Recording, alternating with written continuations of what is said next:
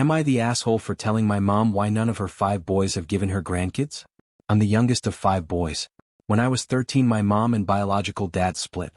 My oldest brother went to stay with my aunt. The rest of us went to stay with my grandma while our parents tried to find happiness.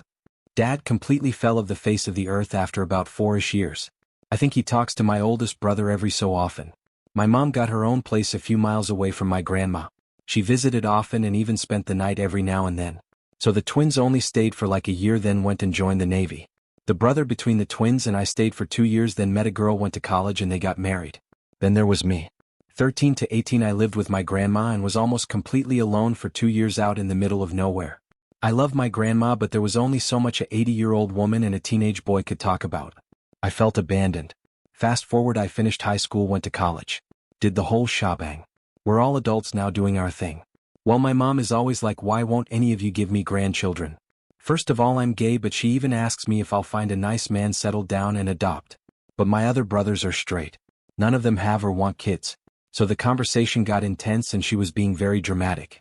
So I said it. I said what was on everyone's mind. Mom, I think none of us want kids because of how you and Dad left us with Grandma, because you both deserve to be happy.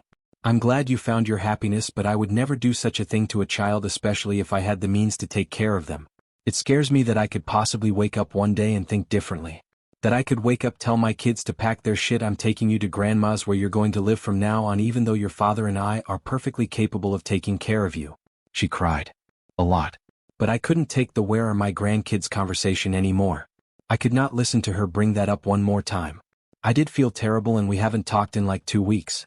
I'm not sure what to think.